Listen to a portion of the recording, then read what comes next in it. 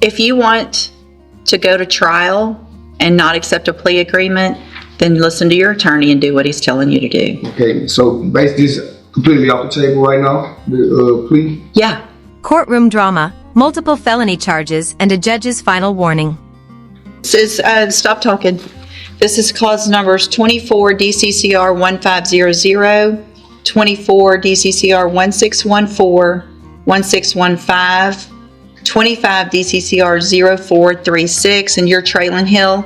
And Mr. Hill's charged, go through this, in cause number. The courtroom in Texas was tense as prosecutors laid out a long list of felony charges against Marcus Aleem. The first one, 1500, with obstruction or retaliation. Do not do that again. Who's in here for him? All right. Ma'am, can you move over to that back corner so that he cannot see you and be distracted? Thank you for being here. Mr. Hill, you just don't know how to behave, do you? He faced counts ranging from obstruction and retaliation to aggravated assault with a deadly weapon, aggravated robbery, and burglary of a habitation. Together, the charges carried potential prison terms from a minimum of 2 years all the way up to life behind bars. Aleem's behavior while awaiting trial had already complicated his case. Saying you're sorry doesn't matter. This is nonsense. Since we were here last time, I don't even know how many more pages of the nonsense that you've been doing in our jail. It's gaslighting. It's solicitation.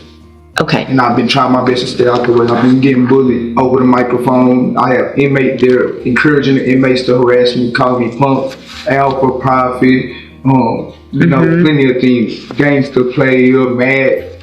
Yeah. Mortar. Man, I'm just trying my best to stay out the way. Okay. I got a job. I got a home. An actual home. I don't stay in apartments or anything like that. My mama actually owns rent houses. And you know what I'm saying? I'm actually trying to take care of the family business. And my dad's 76 years old. Yeah. My best to stay out the way. Well, it doesn't look like you are. Yeah, it's tough in that facility. It's a war zone. So one of the time you're running back and forth, playing like a little kid. Reports described repeated outbursts, harassment of jail staff, and disruptive conduct inside the facility.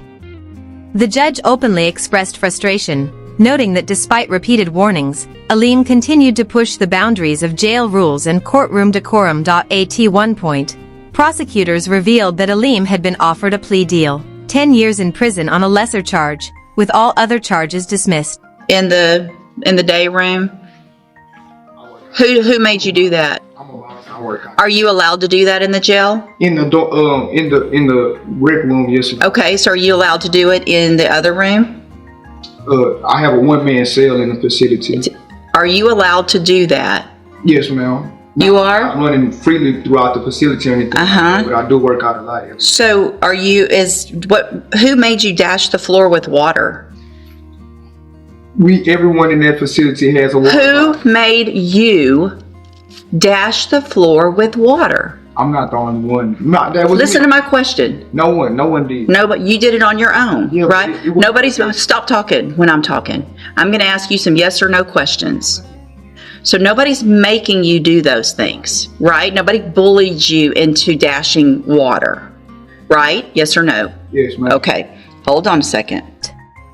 It was, as the judge remarked, an excellent deal. But Aleem rejected it. The judge's patience wore thin.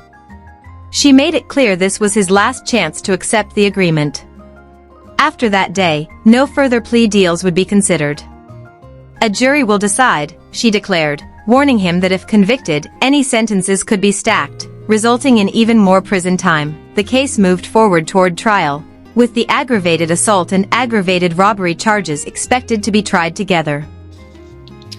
What about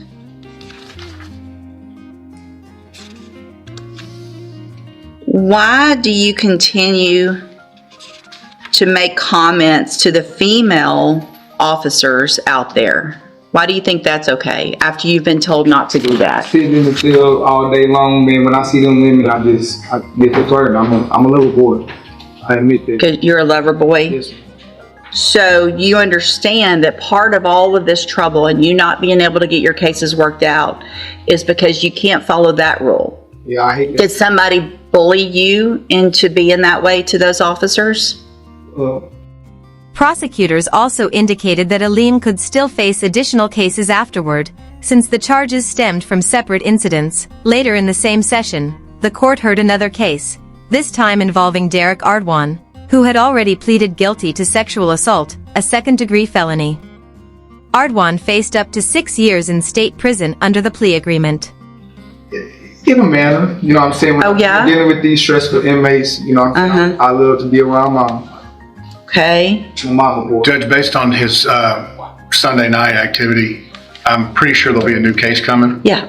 I've got to call into the investigator for the sheriff's department to find out when they'll bring that over. But I would ask them to go ahead and set these in for trial. And we've already talked before about the fact that everything that's happening, a jury is going to know about all that. You understand that? Okay. And do you think that's going to help you or hurt you when a jury hears how you're behaving in the jail? When it comes down to video footage and how I explain it, I think my efforts will be pretty good. You think so? Yes, ma'am. You think In reviewing his pre-sentence investigation, the judge noted that while Ardwan admitted responsibility, there were still concerns he was minimizing his role in the offense. By the end of the proceedings, both men faced grim futures, their cases serving as reminders of how quickly poor choices and courtroom behavior can shape the outcome of justice. Judge hands down 10-year probation in sexual assault case. so. Let's go through real quick before we do this rejection. In cause number 241500, you're charged with obstruction or retaliation. Is that a third That was the third. degree felony, which means if you're found guilty, the range of punishment is between 2 years and up to 10 years. Do you understand? In cause number 24 DCCR 1614, you're charged with aggravated assault with a deadly weapon. And In court, Derek Ardwan admitted to sexual assault, a second-degree felony that carried the possibility of up to 6 years in state prison under a plea agreement. His defense attorney argued that Ardwan had taken responsibility, emphasized his lack of a recent criminal record, and pointed to strong family support. The attorney also asked the court to consider probation, stressing that Ardwan had already completed sex offender registration paperwork and would benefit from counseling and treatment rather than prison time. second degree felony offense, which means the punishment range is between 2 years and up to 20 years in prison if you're found guilty. Do you understand that? And cause number 24 DCCR 1615, you're charged with aggravated robbery, which is a first degree felony, which means if you're found guilty, the range of punishment is a minimum 5 years up to life in prison. Do you understand? And then in 250436, you're charged with burglary of a habitation, which is a second degree felony. The punishment range in that is between 2 years and up to 20 years if you're found guilty. Do you understand? Correct. I have here on the computer a plea bargain rejection that shows that the district attorney's office has made an offer, if you wanted to enter a plea of guilty, for a 10-year term in prison on a lesser offense of robbery. The prosecution countered that Ardwan took advantage of a much younger woman who was heavily intoxicated and unable to legally consent. They argued the situation demanded accountability and pressed for the 6-year prison sentence outlined in the plea deal. The judge took a different view. She acknowledged that while the victim was not underage and much of the situation initially appeared consensual, both parties were intoxicated to the point of poor judgment. Instead of prison, she imposed a far tougher challenge: 10 years of intensive probation. The sentence included a $1,000 fine, mandatory completion of a licensed sex offender program, and a requirement that Ardwan admit responsibility for his actions in treatment. He will also remain on the sex offender registry and is prohibited from any contact with the victim. The judge made it clear, this probation was not a reprieve. If Ardwan violates its terms, she now has the authority to impose up to 20 years in prison, far more than the original. You have every right to reject that. It was an excellent deal, but That's fine. I just want you to know that after today, I will accept no plea agreements. A jury is going to decide because I don't know that I even agree with this. So today's the day. If you want to take it, fine. If not, you're going to trial. A jury will decide if you're guilty or not. And then if you are found guilty, that jury will determine what your punishment is. And is that what you want to do? Are all these charges going to be on one trial? They don't necessarily have to be, because you've got 3 different dates. Your Honor, the robbery and aggravated assault are the same offense date. I'd expect to try them together. Okay, so what can happen is you will, sounds like the aggravated assault and the aggravated robbery will be tried together. It's important that you understand also, if you're found guilty on those, then the state can also try you later on one or both of the other cases. If you're found guilty on those, because the offense dates are different dates, there is the possibility that any sentence that a jury gives you could be stacked or run consecutively. Do you understand? Okay. All right, we'll get it set for trial. Go back with the bailiff. Good morning. Are you Derek Ardwan? And Mr. Ardwan was previously in court in cause number 25, DCCR 0350, entered a plea of guilty to the second-degree felony offense of sexual assault. The agreement was for a cap of 6 years in the institutional division of the Texas Department of Corrections. I have received the pre-sentence report. Has everyone had an opportunity to review that? We have, Judge. Any additions or corrections? None from defense, other than something I'll clear up on argument. Okay. I have nothing. Go ahead. Well, Judge, if you review the PSI, it's several times Mr. Ardwan does take responsibility for what happened, for his actions.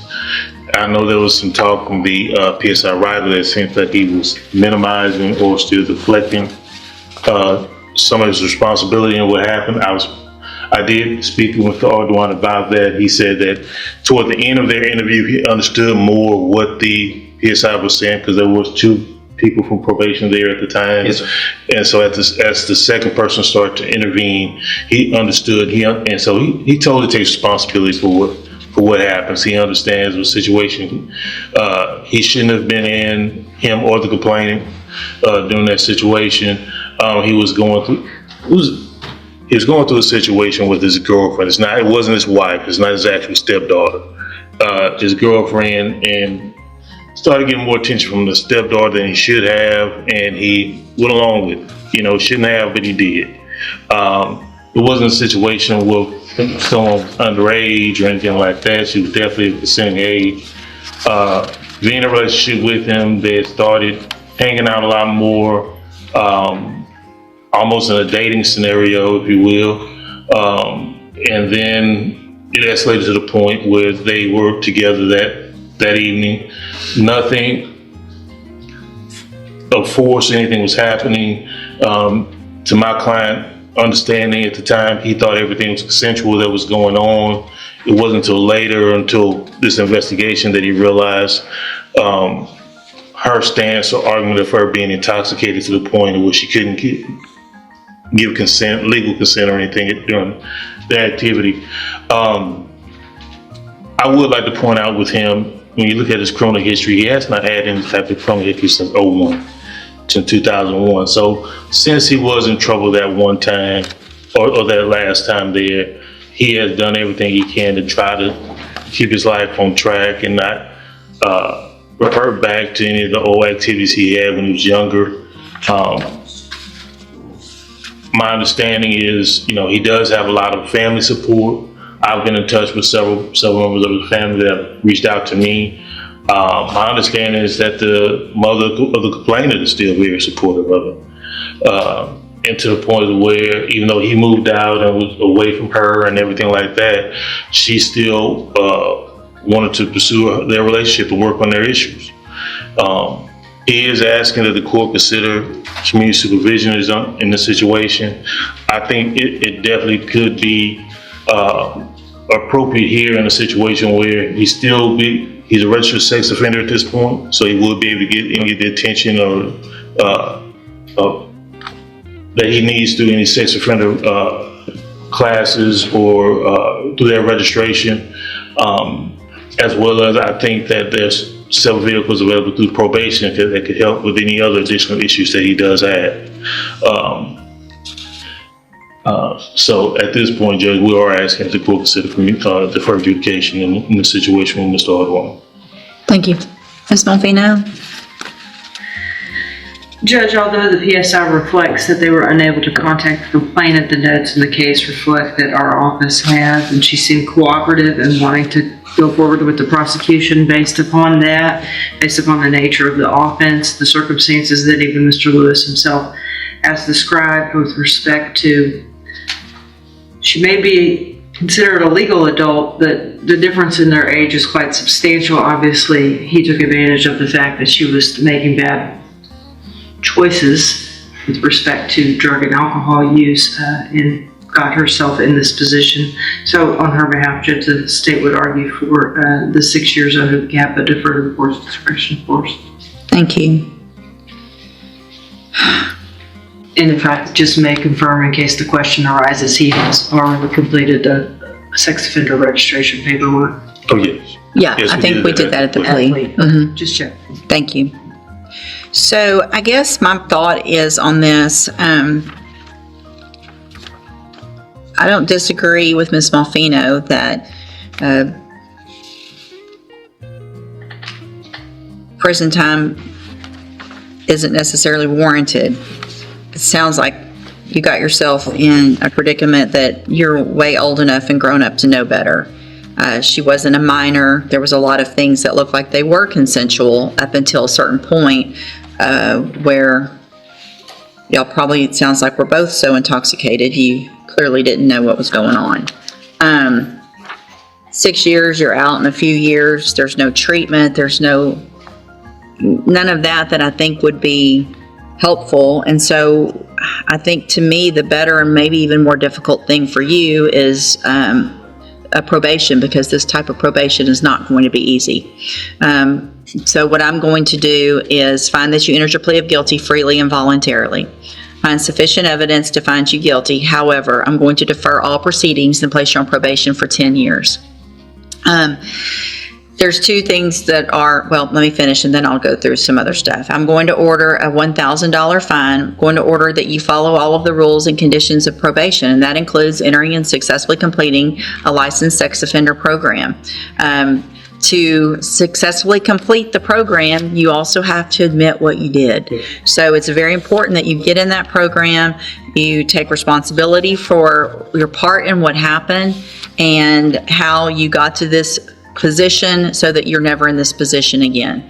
You're obviously already signed the paperwork and understand that you will be required to register as a sex offender. If you don't register timely, then that's a violation of your probation plus another felony offense. And so you've got to take care of everything you're supposed to while you're on this probation. So the good thing about that is it's a deferred probation and there's not a conviction. The good thing for me and potentially Ms. Malfino later is that by doing this deferred probation, that cap of 6 years is off the table. Okay, that's over today. I didn't give you prison time, so that's gone. If you violate this probation, I then have the entire punishment range, which is 2 to 20 years in prison if you violate. So there's no coming back and saying, I want the 6 years or I violated and I've got the whole range. I'll look back at this and I'm sure I'll be reminded at what their argument was, and it's not likely to be 6 or less. You understand?